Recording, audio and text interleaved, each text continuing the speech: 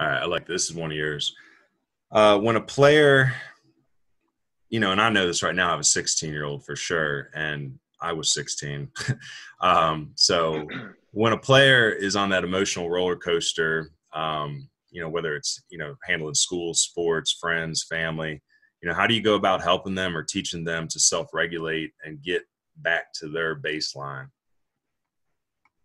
And again, I think it comes back to awareness too. I think the first piece is developing awareness in terms of like, are you on that emotional roller coaster? Like, I think a lot of times what happens is that the game starts to speed up on folks and they just keep going and they don't know when to stop. I think knowing the what and the when and then the why is really important, because if we don't know what it sounds like in our mind to be on that emotional roller coaster, like what is that thought process? Two, what is happening in your body, like physiologically speaking, like what does that feel like? Is your heartbeat racing? Are your palms sweaty? Are you tense? Are you like shaky? And then also that's the what it feels like, what it sounds like, what you're hearing, internal dialogue. And then the why, I think the why is ultimately really important too. Like what happened to make you feel the way you feel? Why are you feeling that way? What are you feeling? And then how? Like how do we respond to that as a critical piece? And that's getting at your question there. So if we understand the build up to what we're feeling and why we're feeling that way, the how, it's important to break down. And I'm taking this directly from Ken Ravizza, but a simple way to think about it is like, am I good to keep going the way I'm going?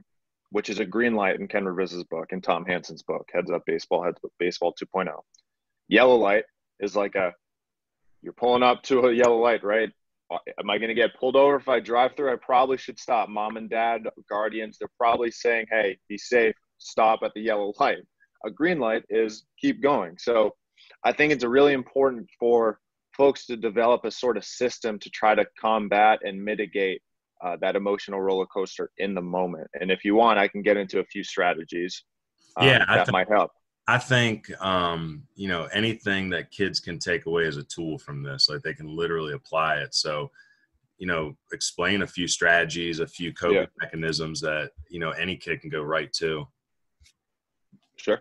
So, and then a few of those systems, I think one thing is after a result happens and it's maybe not the result you wanted. And I'm sure during this conversation, we're going to talk about like result mindset versus process mindset or growth mindset versus fixed mindset. But, let's say it's a result that you struck out looking on a pitch that you didn't think was a strike and you're on the bench and you feel some sort of emotion. Again, we have to have the awareness to understand what that emotion and what it feels like.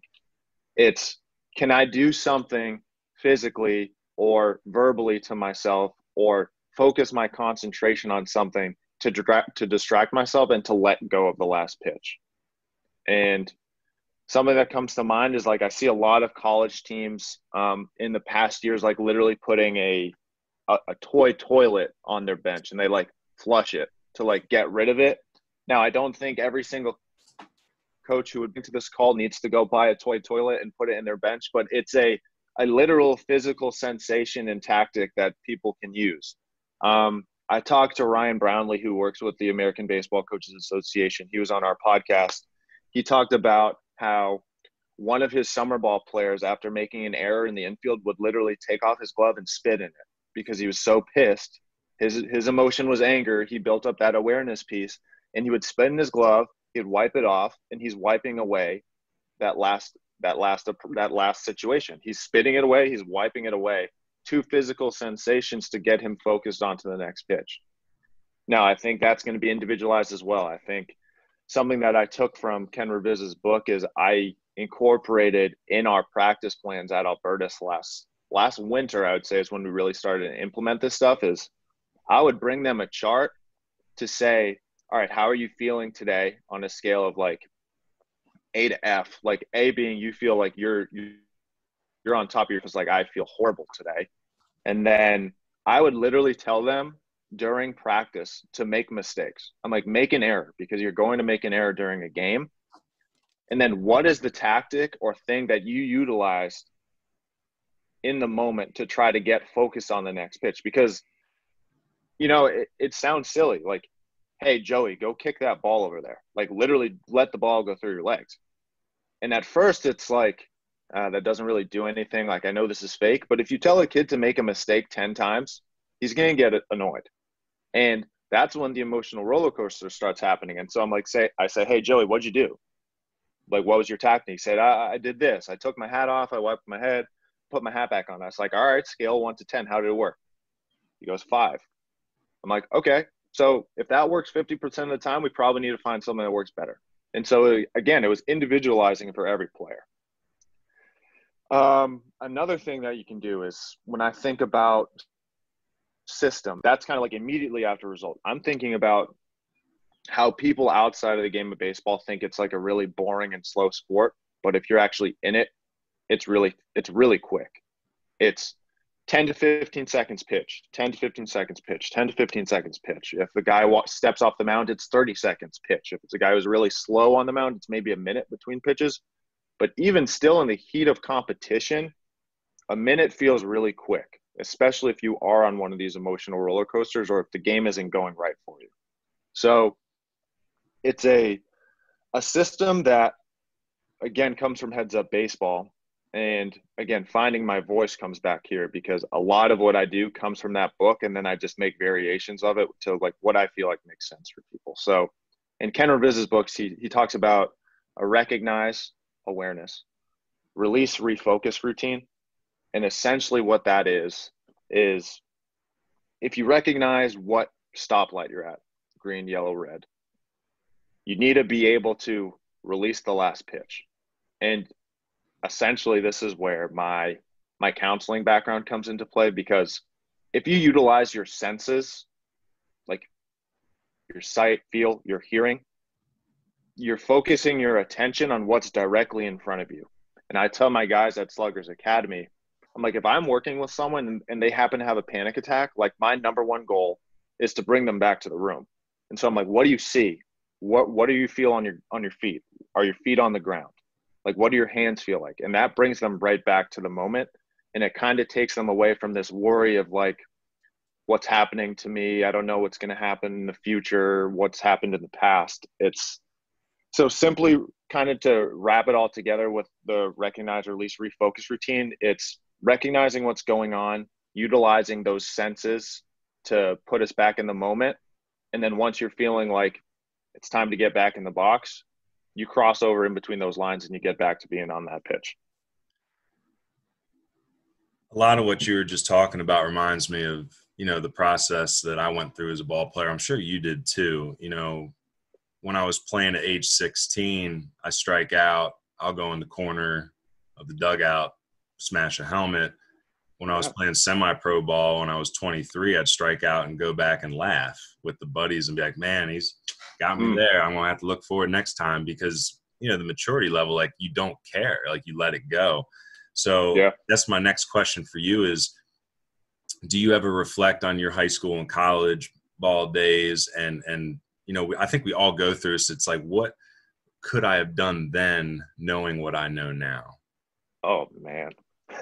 Open up the bag of worms on me, Ryan. You know, something that I've recently heard, and going back to what you asked in terms of like, how did I get started with the field?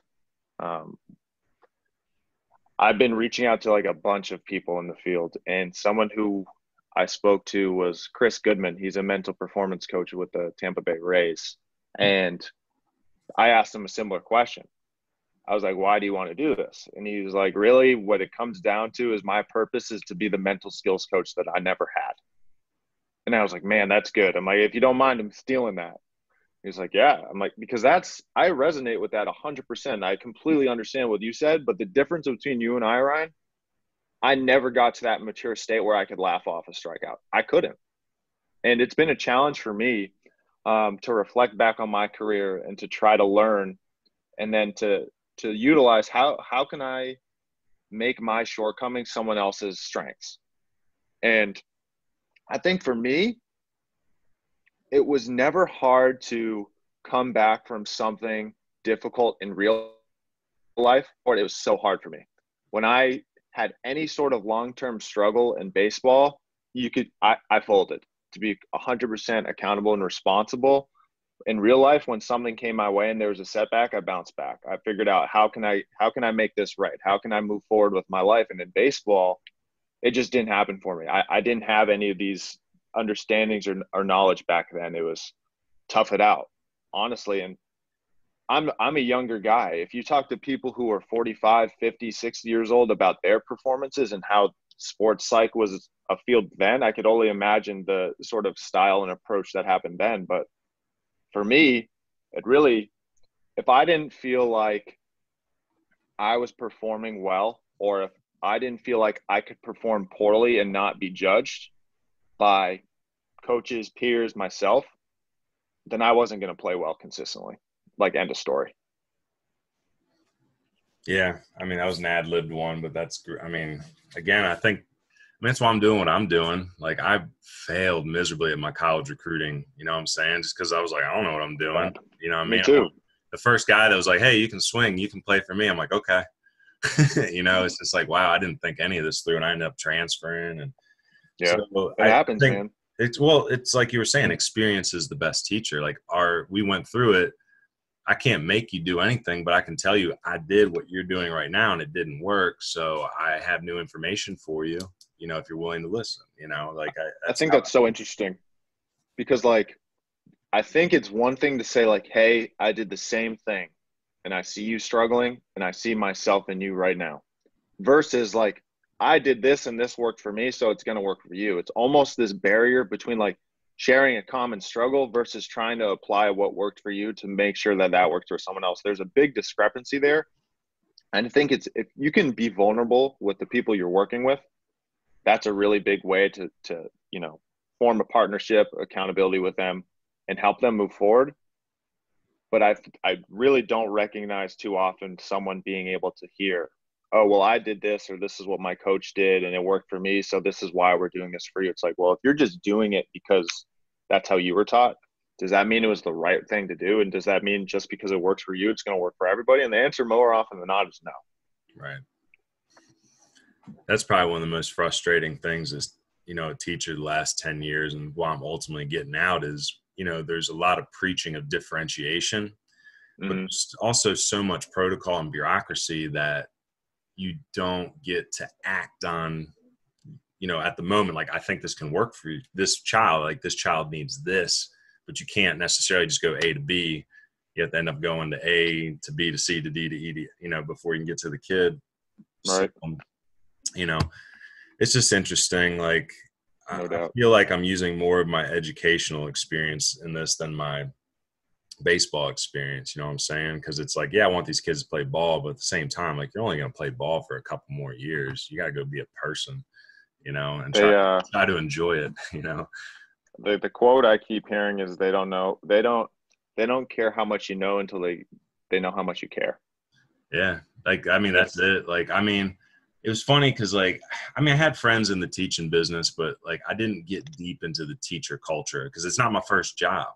And that's one thing I noticed is, like, you know, I'd worked so many jobs before I became a teacher. And when I became a teacher, you realize there's like these two different groups. There's, you know, a lot of these career changers, people have been out in the world and seen different things. And then you get a lot of teachers, and they're good people. I'm not judging their character. I'm simply analyzing their personality.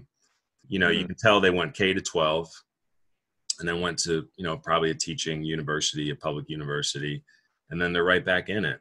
And they never really stepped outside of the school, you know, their whole life. And, you know, those are people that, you know, they're good people and everything. But I think, you know, getting back to like why I think I was effective with kids is what you said. Like, I don't really care about the curriculum because in the end, you know, you teach certain mental skills that allow people to pursue the curriculums that they want, you know, like, what do you want to do?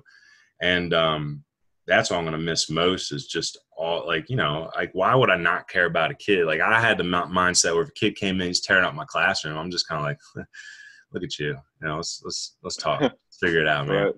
Right. And anytime I couldn't get through to a kid, I would just let the next people know, like, hey, like, you know, here's the brick wall, like, this kid's this wall. And I looked everywhere for the hole to get through, and I couldn't find it. But I looked here, here, here, and here. So, you know, maybe you can look here because maybe you got what it takes to get through to them.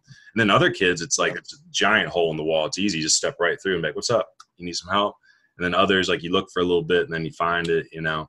I'm going to miss that the most. And I'm actually looking forward to substitute teaching a little bit next year because, like, I don't have to worry about all the other stuff. I can just walk into the schools and be like, I know you kids, like, how you doing? What are you doing? Like, what are you pursuing? What have you been reading?